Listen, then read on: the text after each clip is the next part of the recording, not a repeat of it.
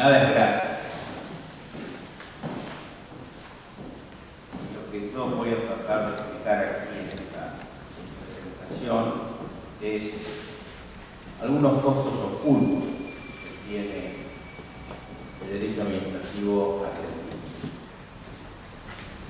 La Ciudad de Buenos Aires está llevando a cabo importantes programas de modernización de la gestión pública.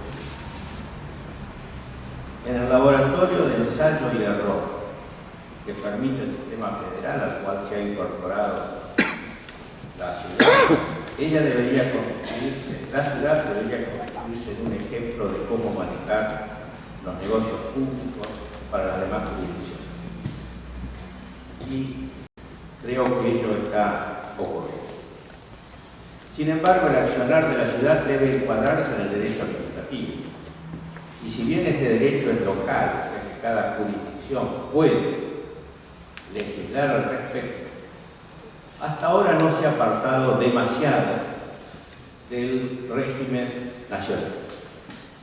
A tal punto que la ley de procedimiento que rige en la ciudad es en gran medida similar al régimen nacional, no obstante algunas diferencias. Ahora bien, es común la afirmación de que el derecho administrativo protege el interés público al otorgar determinadas potestades al Estado y limitar el acceso a la justicia a quienes desean cuestionar el ejercicio de esas potestades con plazos breves de caducidad. Se dirá también, y ustedes lo habrán oído, que es esencial, una función esencial del derecho administrativo es proteger los derechos de los particulares. Pero no hay que engañarse. Este último objetivo se está diluyendo en gran medida y el que prima es el primer objetivo, es decir, permitir al Estado obtener los fines que desea con los medios que desea.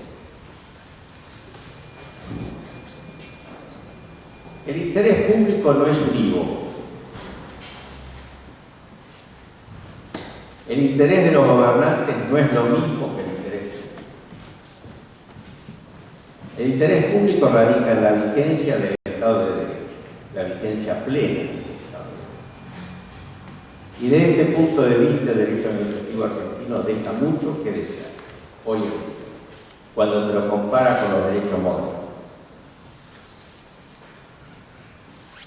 Desde otro punto de vista, también incrementa el costo de la transacción. Por eso vamos a hablar del costo cívico, del derecho administrativo y del costo transaccional. El derecho administrativo hoy en día es exagerado, injusto, anticuado, sorpresivo y esquizofrénico. ¿Por qué es exagerado? Porque tiene teorías que llevan más allá de todo lo razonable el alcance de ciertos conceptos, como por ejemplo el del acto administrativo. Hoy en día en la Argentina toda decisión administrativa se considera un acto administrativo y deviene incuestionable si usted no la impugna en 15 días. Con lo cual, la diferencia entre la justicia y la administración ha quedado reducida al plazo de impugnación. La apelación de la sentencia 5 días o 10 en algún caso, la decisión administrativa 15 días. Y les doy solamente ese ejemplo, obviamente. Es injusto. ¿Cómo puede ser que un particular tenga solo 15 días para impugnar un acto administrativo viciado de prioridad absoluta y la administración pueda dejarlo sin efecto sin límites de tiempo? La Corte Suprema ha dicho que en caso de nulidad absoluta la acción es imprescriptible. O sea que sería posible teóricamente dejar sin efecto las normas de Rivadavia sobre tierras de hace casi 200 años. Es anticuado. El derecho administrativo argentino tenía gran acopio de doctrina extranjera hasta mediados de siglo, hasta Marenco. Y luego es como que la doctrina extranjera fue perdiendo importancia porque ya teníamos nuestro derecho administrativo. Se había corporizado en la ley de procedimientos administrativos y ya está. Ya ahora no necesitamos mirar hacia atrás. Bueno, señores, el derecho administrativo que recogió nuestra ley de procedimiento administrativo es gran parte el producto de los regímenes fascistas y franquistas, italiano y español respectivamente. Y todos los avances que se hicieron en Italia y en España después no nos interesan. Ya nuestro derecho administrativo quedó configurado. Y ahora somos autónomos. No nos fijemos más en el extranjero. No nos fijemos más en el extranjero porque los ejemplos no les gustan a los que mandan. Por ejemplo, en Francia, el plazo para que la administración revoque sus propios actos era de 2 meses, pero no había claridad de cuándo comenzaba y se podía extender. Entonces, una ley reciente dijo, son 4 meses desde que se dicta el acto. Señores, a partir de los 4 meses que se dicta un acto administrativo, no puede ser dejado en efecto en Francia. ¿Qué ocurre en la Argentina? Cuando se alega la nulidad absoluta, no hay límite de tiempo. En Estados Unidos, el agotamiento de la vía administrativa no se exige a menos que, o no se exige cuando la norma no permite suspender el acto mientras tramita el recurso administrativo.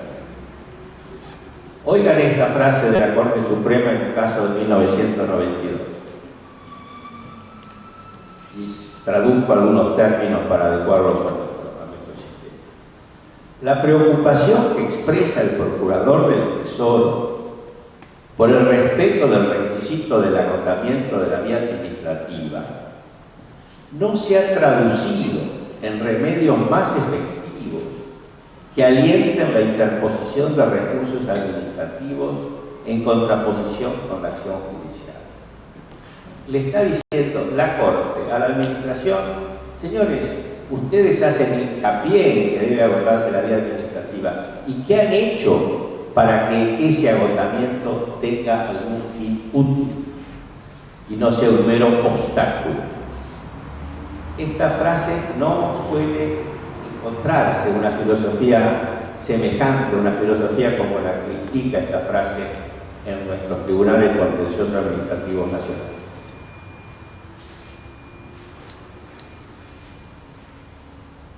Decimos también que es sorpresivo. Es sorpresivo porque aparecen cláusulas exorbitantes implícitas, aparecen teorías que no se habían plasmado en el contrato o en el mismo acto administrativo y sorpresivamente cambian las reglas de juego para el individuo desprevenido. Y es esquizofrénico en 2 sentidos. En primer lugar, es muy protector del individuo. Hemos llegado a un alto grado de protección de los individuos, de los derechos humanos individuales. Observen ustedes que la Convención Americana de Derechos Humanos considera persona al individuo físico. Y entonces los derechos humanos en la Argentina protegen en principio solo a la persona física. En Europa se dieron cuenta pronto de eso. Y allá por 1952, a los 2 años de haber aprobado la convención respectiva, agregaron un protocolo que incluían a las sociedades, con el argumento de que en realidad atrás de toda persona jurídica siempre, en definitiva, hay persona física. Pero entonces digo, la protección de los derechos individuales en la Argentina está realmente bien asegurada. Pero la protección de los derechos de las personas jurídicas, de las empresas, es cada vez menor. Y esta esquizofrenia se ve también en el siguiente análisis. El derecho administrativo funciona adecuadamente, salvo que el Estado tenga un interés determinado en la cuestión. Si el Estado está interesado en la cuestión, especialmente interesado, el derecho administrativo se diluye o desaparece por completo.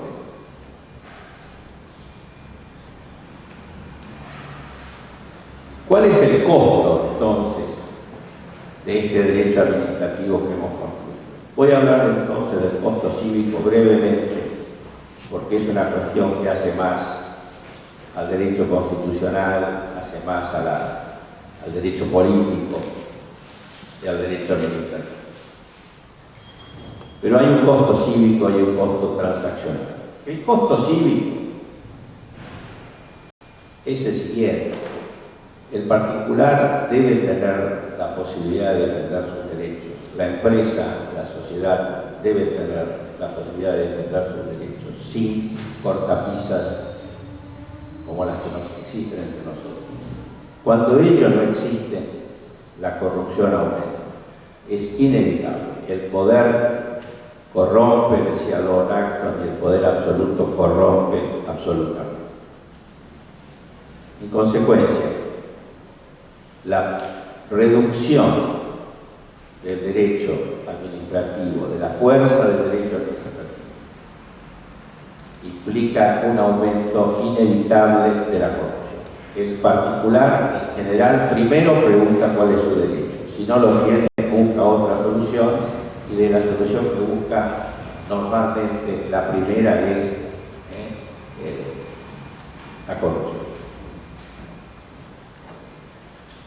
Pero vamos entonces al costo transaccional, que es más tema propio del derecho administrativo. ¿Cómo aumenta el costo de los contratos del Estado el recurso al derecho administrativo? Yo tengo una anécdota que ya he cansado de repetirla. Algunos de ustedes son jóvenes, quizás no la han oído, otros ya dirán siempre lo mismo. Pero me tocó discutir, hará más de 10 años, con autoridades nacionales, la posibilidad de instaurar un sistema de propiedad público-privada.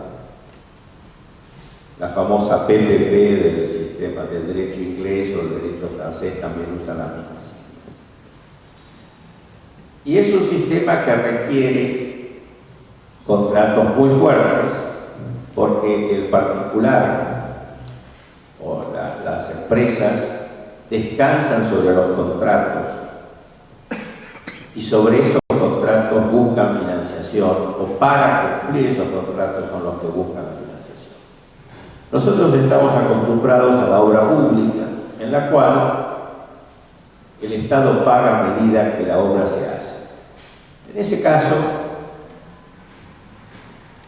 para el constructor, las modificaciones, la rescisión anticipada no son problemas importantes o cruciales, porque en definitiva o se le extingue el contrato después de haber cobrado la parte que hizo, o se modifica y en consecuencia puede cobrar más de lo que había pactado, y generalmente cobran con las modificaciones mucho más que la parte proporcional que uno diría que hubiera correspondido de acuerdo con la oferta.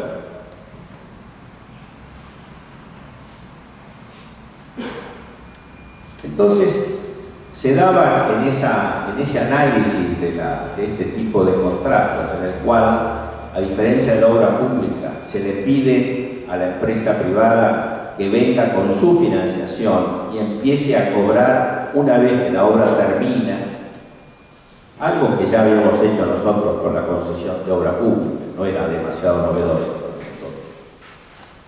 Entonces, ante ese cambio, las partes de la discusión eran dos partes privadas, la empresa constructora y el banco que iba a financiar. Y del lado del Estado había otras dos partes, el Ministerio de Obras Públicas y la Secretaría de Hacienda. Uno hubiera dicho, bueno, la división en la negociación era muy clara, público versus privado. No, señor. La división en la negociación fue, por un lado, el Ministerio de Obras Públicas y los constructores, y por otro lado, la Secretaría de Hacienda y los bancos. ¿Por qué? porque el Ministerio de Obras Públicas insistía en la necesidad de tener la potestad de modificación unilateral. Y decía, esto hace al interés público. Debemos defender el interés público de que si esta autopista necesita un acceso para conectar un barrio determinado, el Estado debe poder exigir que se cambie la traza y se incluya este nuevo acceso. Y ante esto, los constructores decían, así es cierto, es importante. Y los bancos decían, señor, yo le financio una obra determinada que tiene un plazo determinado. Si usted quiere más obra, que no solamente puede implicar un mayor costo, o sea, mayor necesidad de financiación, sino que puede además demorar el ingreso del peaje, porque va a demorar la terminación de la obra, eso yo no lo financio. Obviamente puede haber un margen, etcétera, pero tiene que haber un límite. La obra ilimitada, de modificación ilimitada, no la financiamos. Y curiosamente la Secretaría de Hacienda estaba de acuerdo con los bancos y decía, yo tampoco quiero contratos modificables, yo quiero contratos fijos, decían los funcionarios de la Secretaría de Hacienda, porque nosotros sabemos cuánto cuestan las modificaciones. Es decir, ahí vemos entonces que esta idea de que las prerrogativas del contrato administrativo protegen el interés público es parcial. Protegen un interés público, que es la posibilidad de estar adecuando continuamente el contrato a las necesidades generales. Pero por otra parte, no protegen el interés público en cuanto limitan el costo, en cuanto admiten costos ilimitados y plazos ilimitados. En consecuencia, yo creo que este aspecto del choque entre la protección de los intereses del Estado en modificar la obra, el choque entre esa protección y la reducción o la eficiencia en el gasto no es generalmente observada entre los administrativistas en la región. Somos abogados, no nos interesa la ciencia de la administración, nos interesa el derecho administrativo. Y la ciencia de la administración es como que está un poco huérfana, nuestro derecho, es como que no es tan importante.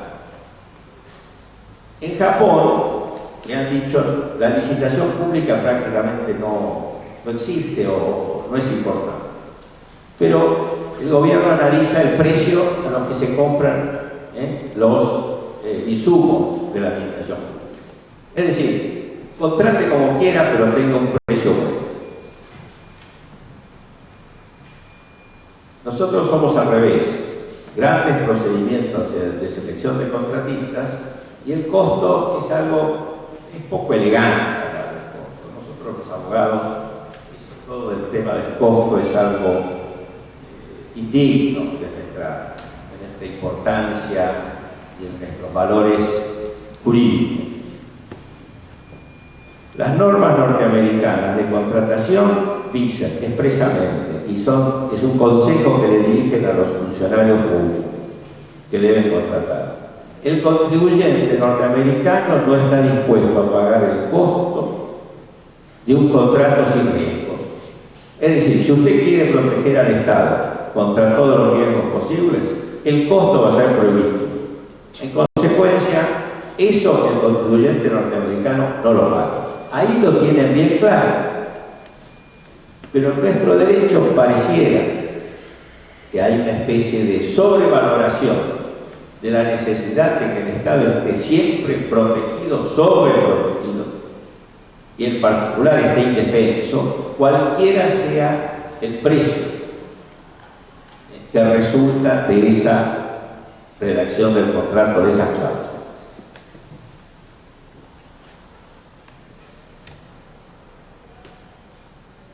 Entonces, yo creo que los pliegos de una licitación, tanto en la parte del procedimiento como desde el punto de vista de las reglas sustanciales del contrato, deben también ser analizados a la luz de la ciencia de la administración.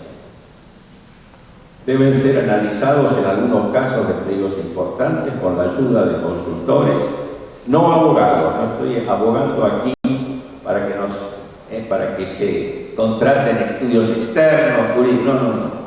Abogados justamente es lo que sobra. Yo estoy abogando para que se analicen los riesgos, los contratos, desde el punto de vista de personas con experiencia en la industria respectiva, para que puedan decir qué cláusulas pueden llegar a aumentar exageradamente los costos, sin que signifiquen una protección importante para la administración pública. Por ejemplo, plazos angustiosos de ejecución. Todo es urgente. Siempre el Estado está en mora, todo debe hacerse para pasado mañana. Bueno, ¿cuánto cuesta eso? ¿Cuánto cuesta exigir plazos angustiosos y establecer multas muy altas si no se cumplen? Y eso tiene un costo. Creer que no tiene costo es ilusorio.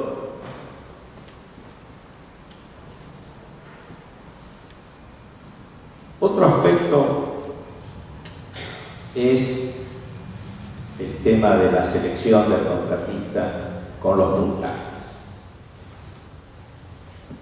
Los puntajes son siempre arbitrarios.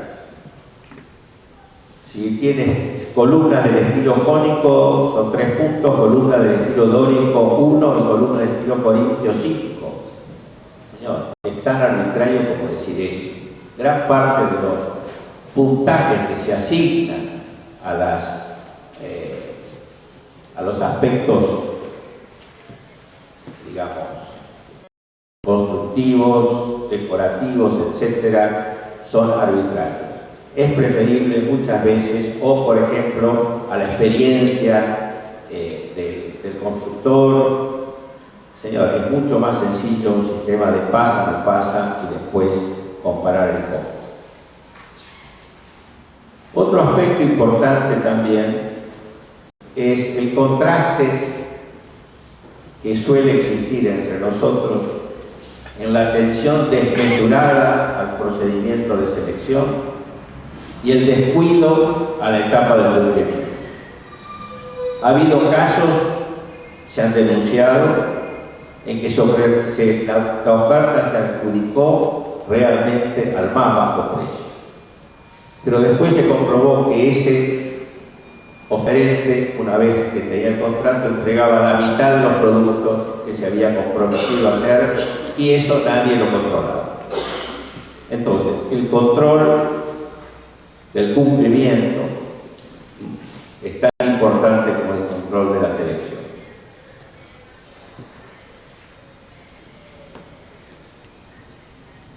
Otro aspecto que entre nosotros parece haber quedado definitivamente zanjado es el rechazo del lucro cesante.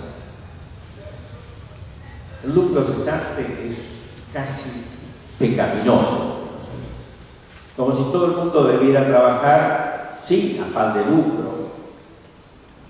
Las organizaciones sin fines de lucro están mucho mejor vistas que las que tienen fines de lucro. Y el lucro cesante, indemnizar al lucro cesante es algo que suena exagerado. Bien, hay situaciones obviamente en las cuales puede ser esto para el Estado una carga imposible de soportar. Y muchas veces en los contratos de obra pública en el extranjero se establecen normas que lo limitan. Pero en España, por ejemplo, se lo tarifa. Y en la nueva ley, las 5 nuevas leyes que han tenido en los últimos 15 años han dictado como 3 o 4 leyes, pero en fin, establece la indemnización del lucro cesante en la obra pública, en el suministro, tarifado, pero no está tarifado en la concesión de servicios públicos. Allí se indemniza el lucro cesante por el plazo que falta transcurrir, de acuerdo con las ganancias efectivas que tuvo la empresa antes de la rescisión. Observen ustedes que esto le quita veneno, por así decir, al rescate de la concesión. Si se va a indemnizar al alumno cesante, se le adelanta al contratista la ganancia que hubiera esperado durante todo el plazo del contrato. Obviamente habrá que reducirla para su valor presente, pero la posición de un concesionario protegido con una cláusula como la de la ley española es mucho más fuerte que la de un concesionario a quien no bien se le rescata, no se le paga a los cesantes, sino los gastos nada más recibidos y las indemnizaciones no amortizadas. Entonces, ¿cómo queremos combatir la corrupción? ¿Cómo queremos tener costos bajos con una posibilidad a ultranza del rescate? En Chile, y Chile recibió 8.000 millones de dólares para sus carreteras sobre una base de una ley de concesiones para las carreteras que no prevé el rescate. Prevé sí la rescisión por incumplimiento, pero no el rescate. Y están por recibir, están tratando de hacer nuevas inversiones por otros 8.000 millones de dólares, también sobre bases análogas.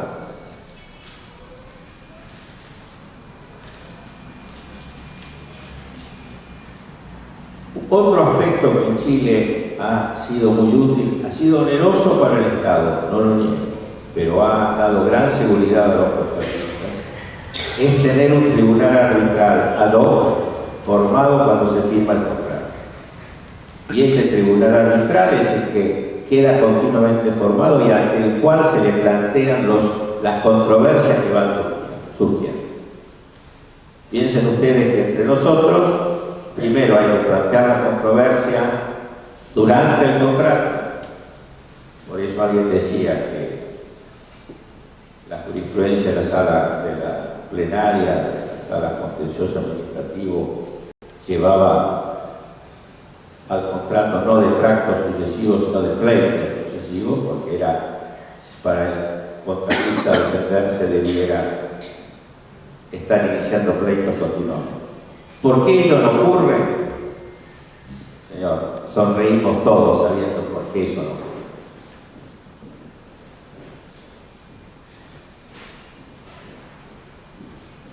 Vamos a otro aspecto de del costo transaccional. Es el caso del dominio público. El dominio público implica quitar a un bien del comercio. En algunos casos ello es imprescindible. Cuando los particulares tienen acceso directo al dominio público, obviamente si no existiera esa regla, sería muy fácil establecer reclamos por posesión treintañal, etc. Pero cuando los particulares no acceden, sino que el único que accede es la administración, como a un edificio público, la general clasificación de todos esos edificios, ferrocarriles, por ejemplo, dentro del dominio público, crea problemas de dificultad para monetizar, para obtener valor económico de esos bienes. Esto se ha visto, por ejemplo, en Francia con los puertos. Los puertos en Francia han tenido grandes problemas para atraer inversiones, porque siendo parte del dominio público estaban sujetos al rescate. En consecuencia, los inversores no deseaban o no confiaban en que podían hacer inversiones de gran monto, confiando en que iban a tener todo el plazo de la concesión para amortizarlas. Incluso en Francia se ha dicho que hay una frase ahí, uno de los principales autores sobre contratos administrativos hoy en día dice: el valor del dominio público,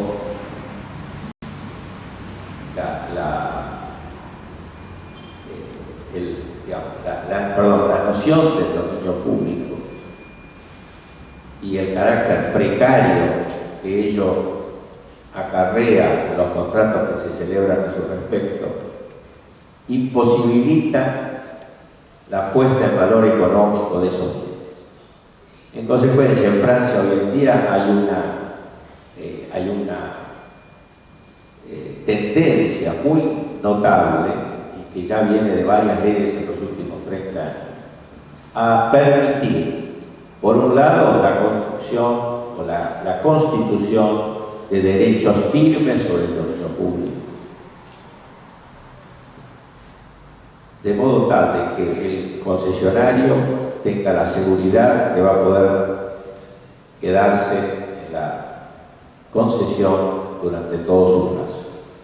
Y por la otra, se está tratando de evitar la expansión indebida del dominio público. ¿Qué es la expansión indebida?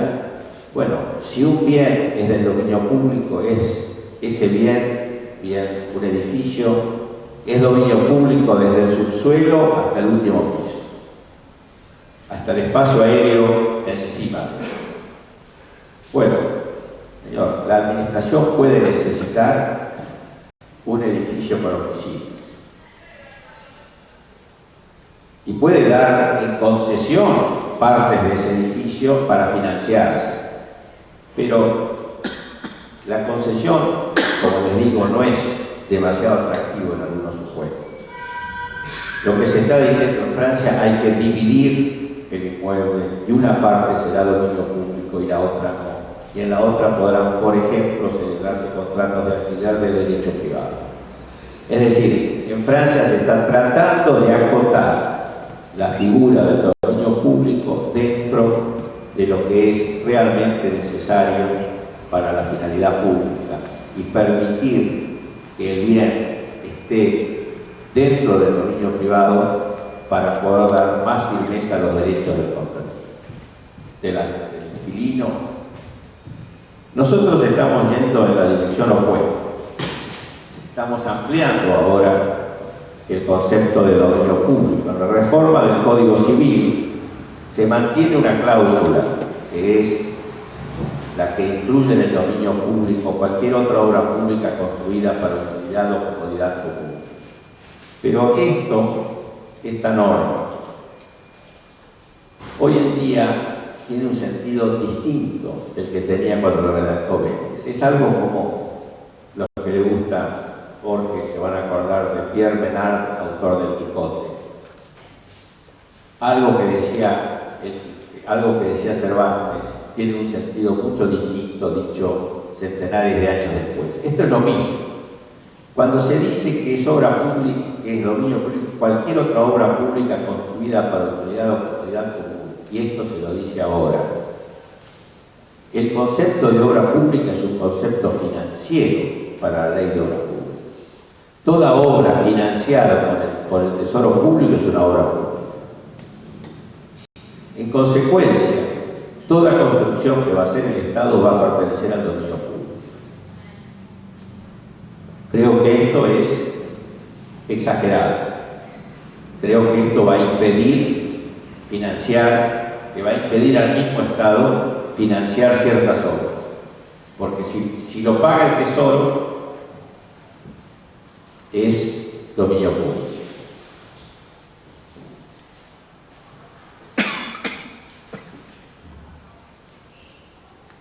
Otro de los problemas que trae el derecho administrativo en la Argentina es que hace imposible la participación privada pública, este sistema de contratación moderno que en Europa se va a poner en gran medida, yo creo, se va a aplicar enormemente en estos años ante el déficit público, ante la imposibilidad de los gobiernos de financiar las obras públicas con sus propios ingresos.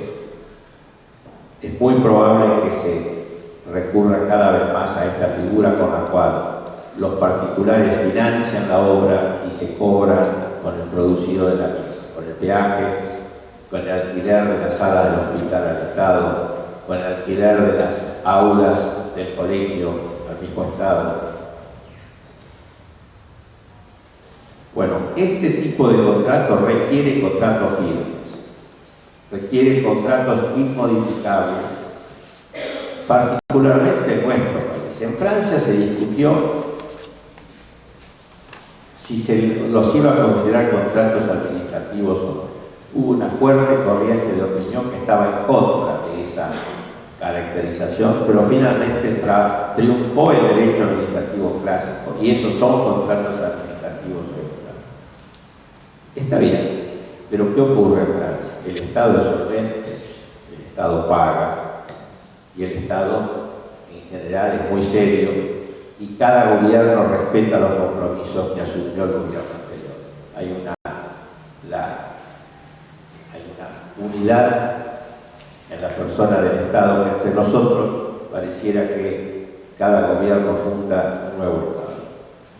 En consecuencia, el hecho de que en Francia eso se pueda hacer no quita que entre nosotros esas mismas cláusulas pueden llegar a impedir la aplicación, el uso de esta figura. Debo decir también que a la industria de la construcción argentina esta figura no le gusta y preferiría que nunca se ponga en vigor, porque prefieren ser controlados por la administración a ser controlados por los bancos que los están financiando. Esa fue otra lección de aquel análisis que tuvimos que hacer hace 10 años. Con toda ingenuidad dijimos, dado que cuando la obra termina se empieza a cobrar el peaje, puede haber un interés público en demorar el cobro, porque no hay fondos, y entonces no dar el final de obra y demorar el final de obra para no tener que empezar a pagar. Entonces, que el Estado no sea quien da el final de obra, que el Estado no sea quien controla, por lo menos en la primera instancia. Después, si el Estado no está de acuerdo, puede impugnar. Que sea un consultor independiente, una consultora de reputación internacional. Terrible. Para nada, los contratistas no querían, preferían ser controlados por el Estado. Y creo que esta es una anécdota que demuestra cómo juega la realidad del derecho administrativo frente a la idealización que hacemos de ese derecho administrativo. En definitiva, lo que he tratado de expresar en esta conferencia es la necesidad de un análisis equilibrado. Por un lado, las potestades del Estado necesarias para proteger intereses públicos, pero por otro lado, el costo. Creo que este último aspecto es lo que menos se considere, creo que es importante tomarlo en cuenta. La protección jurídica a un costo razonable. Si no, en realidad a quien estamos protegiendo, nos estamos protegiendo nosotros los abogados. Los abogados del Estado tendrán siempre razón, nunca van a perder un juicio, porque el derecho administrativo les da la razón, pero el Estado va a pagar sumas considerables. Creo que esta sensación de que hay otro aspecto de interés público que tomar en cuenta, que es el costo, es el mensaje que yo les quería decir, que yo les quería transmitir esta tarde, y agradecerles por su atención.